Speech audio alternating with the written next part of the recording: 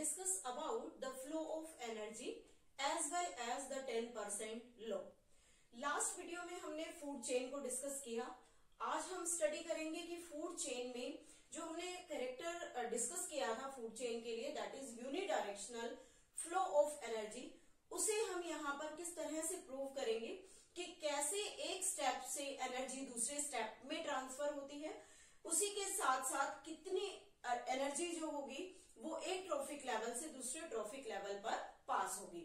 So we will take here the different examples to show that how much energy is transferred from one step to another, as well as in which direction the flow of energy always takes place. So first we are taking here the flow of energy. Flow of energy. Generally we can say that in a food chain the flow of energy is always unidirectional. Unidirectional means the energy transfer always from producer level to the top carnivore level. But how much energy is transferred? We prove that type of energy which is transferred from one trophic level to the another. और कैसे जो energy आगे transfer होती है उसमें क्या 100% energy को वो ट्रांसफर करेगा, और अगर उससे मिनिमम एनर्जी ट्रांसफर होती है तो उसका जो रिमेनिंग पार्ट है एनर्जी का, वो पार्ट हम कहाँ उसे लॉस्ट करते हैं अपनी बॉडी से, या किसी फूड चेन में वो कैसे लॉस्ट होता है उसको हम यहाँ स्टडी करेंगे. सबसे पहले this is the flow of energy which is the unidirectional flow of energy always taking place from producer level to the top carnivore level. Now we are taking here 10% law. This is 10% law. 10% law is proposed by a scientist which is named Raymond Lindemann in 1942. 1942 में Raymond लिंडेमैन नाम के scientist ने सबसे पहले 10% law को describe किया कि कैसे एनर्जी एक फूड चेन में एक स्टेप से दूसरे स्टेप पर टोटल ट्रांसफर होती है. तो सबसे पहले यहाँ हम एक सिंपलेस्ट फूड चेन को कंसीडर करते हैं, उसके बाद इस 10% लॉ को प्रॉपरली समझेंगे. फर्स्ट यहाँ पर हम एक बेसिक फूड चेन ले रहे हैं that have the 3 step: plant, deer and lion. This is the simplest 3 step terrestrial food chain which is present on land. Now यहाँ देखते हैं कि कैसे एनर्जी प्लांट से लॉयल तक ट्रांसफर होती है. लास्ट वीडियो में हमने इकोसिस्टम फंक्शनिंग को डिस्कस किया. इकोसिस्टम फंक्शनिंग में हमने डिस्कस किया कि ए बायोटिक कंपोनेंट के साथ कैसे इंटरेक्शन करते हैं, और वहां हमने देखा था कि प्लांट जो है उन्हें कन्वर्टर या ट्रांसड्यूसर कहते हैं.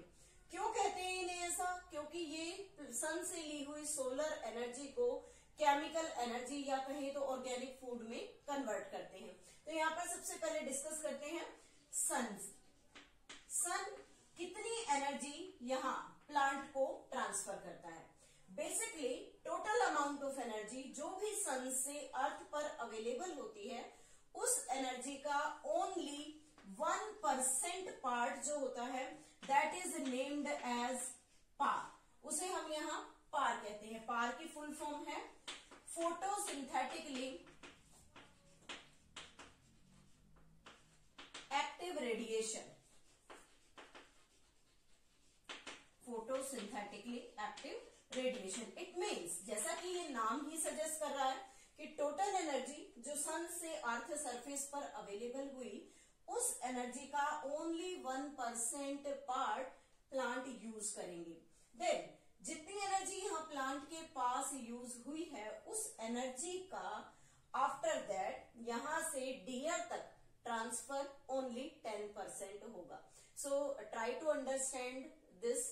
Sun provide enormous amount of energy to the earth surface, but the plant use only 1% of the total energy from the sun. सन से मिली हुई टोटल एनर्जी का 1% प्लांट यहाँ पर यूज करेंगे. आफ्टर दैट जो प्लांट के पास एनर्जी है, जब डियर इस प्लांट पर फीड करेगा तो यहाँ ओनली 10% एनर्जी डियर को ट्रांसफर होगी. When deer is eaten by the lion, जब लॉयन डियर को फीड करेगा या उसे ईट करता है तब 10% एनर्जी डियर से लॉयन तक ट्रांसफर होगी. और इस तरह से रेमंड साइंटिस्ट ने या रेमंड ने बेसिकली 10% लॉ को यहाँ पर एक्सप्लेन किया. नाउ यहाँ हम एक टोटल अमाउंट ऑफ एनर्जी लेकर इसे कैलकुलेट करते हैं कि कैसे हम एनर्जी को यहाँ पर डियर, लॉयन या प्लांट तक कैलकुलेट कर सकते हैं. Suppose that there is the sun providing approximately 10 lakh joule energy to the earth surface, but out of this 10 lakh only 1% energy is utilized by the plant. So we can calculate this energy कि plant कैसे इस energy को gain करेगा. यहां हम इसे explain करते हैं, कैलकुलेट करते हैं. This is the amount of energy into 1%, means यहां से 20 से 20 कैंसिल होती है. देन हमारे पास यहाँ ओनली 10,000 जूल एनर्जी रिमेनिंग रही, 10,000 joule, and that 10,000 joule energy is available to the plant, जिसमें वो फोटोसिंथेसिस करेंगे. So we can write here this is the 10,000 joule energy available at the plant level, जब sun से उसने 1% energy को यहाँ absorb किया. After that when deer eat plant, जब हिरण प्लांट पर फीड करता है, देन 10% एनर्जी इज ट्रांसफर्ड. तो 10% एनर्जी को यहाँ पर हमें ट्रांसफर करना है. So we can calculate the 10% of this 10,000.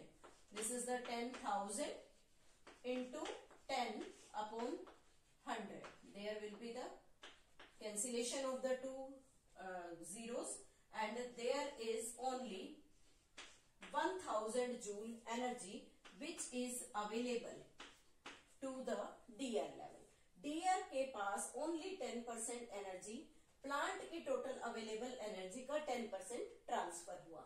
अब लॉयन जब डियर पर फीड करता है, लॉयन जब डियर को खाएगा तो उसके पास कितनी एनर्जी ट्रांसफर होगी उसको भी हम यहाँ इसी फॉर्मूला से कैलकुलेट कर सकते हैं. So there is 1,000 joule energy that is available at the deer level into 10 upon 100, and only the 100 joule energy is available at loin level. This is 100 joule energy. So by this 10% law we can calculate the energy at each trophic level, कि किसी भी trophic level पर energy का जो amount है वो कैसे और कितना ट्रांसफर होता है. नाउ अब यहाँ क्वेश्चन अराइज होता है कि जो 90% एनर्जी थी वो कहाँ चली गई या लॉस्ट हुई या किस फॉर्म में वो लॉस्ट हो जाती है. तो उस 90% एनर्जी के लिए भी हम कहेंगे कि that 90% energy is lost in the form of heat and goes into the environment at each trophic level.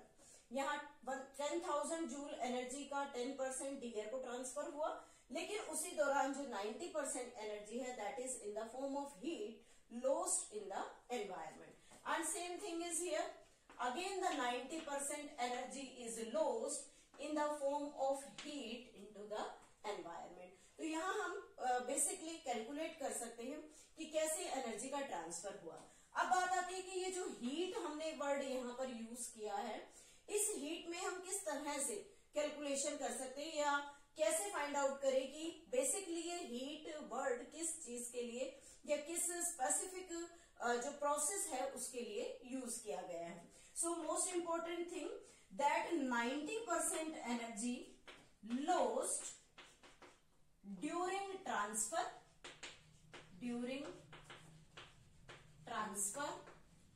during the process of digestion during the process of reproduction, process of respiration, इन सभी process में basically जो 90% energy है वो यहां से lost हो जाती है. So this is clear from this example कि how much energy is transferred to the next trophic level and how much energy is lost in the form of heat, and what are the different processes through which this 90% energy lost takes place during the food energy transfer. So this is about the 10% law. Now यहाँ हम एक example लेते हैं और try करते हैं कि कैसे एग्जाम में क्वेश्चंस इस टॉपिक से रिलेटेड पूछे जाते हैं. So सबसे पहले क्वेश्चन यहाँ पर लेते हैं. Suppose that there will be the 20,000 joule energy available at plants from sun. Then calculate the amount of energy at second or the secondary consumer, at the secondary consumer in a food chain. कि secondary consumer पर कितनी energy इस total available energy का use होगा या उसे transfer होगा. तो यहाँ हमने सिंपली एक फूड चेन को कंसीडर करके एक एग्जांपल की हेल्प से इसे अंडरस्टैंड किया. अब यहाँ इस क्वेश्चन से समझने की कोशिश करते हैं. बेसिकली यहाँ पर इन्होंने जो वर्ड यूज किया that is the secondary consumer. Secondary consumer means the consumer which consumes the primary consumer. Then primary consumer को कंज्यूम करने वाला ऑर्गेनिज्म उस लेवल तक कितनी एनर्जी यहाँ ट्रांसफर होगी. तो सबसे पहले हमें एक सिंपल फूड चेन डिस्कस करनी है और उस फूड चेन में देखना है कि सेकेंडरी कंज्यूमर कौन होगा. तो यहाँ जो क्वेश्चन है उसका आंसर हम इसी इक्वेशन से शो कर सकते हैं, इसी फूड चेन से सोल्व कर सकते हैं. Because these plants are the producer. Plants producer है, डियर कौन है, कंज्यूमर है. और कौन से लेवल का कंज्यूमर होता है, primary consumer. This is the primary consumer because ये हर्बीवोर है और डायरेक्टली प्लांट्स पर फीड करते हैं. अब आता है lion. Lion is the secondary consumer. Secondary consumer why, क्योंकि इन्होंने डियर को कंज्यूम कर लिया, उससे फूड एनर्जी को गेन किया. तो आपको बताना है इस लेवल पर थर्ड ट्रॉफिक लेवल. अब लेवल्स काउंट कर लीजिए. Producer occupies always first position. Then these deer और the primary consumer always occupies second position and the secondary consumer occupies the third position. It means आप यहाँ पर food chain को 3 trophic level की भी बना सकते हैं या मैक्सिमम 5 स्टेप्स में भी इसे प्रिपेयर कर सकते हैं. लेकिन क्वेश्चन में आपसे सेकेंडरी कंज्यूमर तक ही पूछा है तो आपको यहाँ कितनी एनर्जी अवेलेबल होगी उसको रिप्लाई करना है. Second question. कई बार क्वेश्चन ऐसे पूछा जाता है कि जनरली एक फूड चेन के जो स्पेसिफिक ऑर्गेनिजम्स हैं उनके नाम आपको दे दिए गए. First of all you have to construct a proper food chain from these organism. After that you have to calculate the energy. तो यहाँ पर जैसे फॉर एग्जाम्पल ऑर्गेनिजम्स के नाम आपको दे दिए, grasshopper, then snake, plant and then frog. और आपको क्वेश्चन दे देगा कि given above the name of some organism. Given above name of organism of a food chain. एक फूड चेन के ऑर्गेनिजम्स का नाम आपको दिया गया है. Now calculate the amount of energy, the amount of energy available to snake if the energy available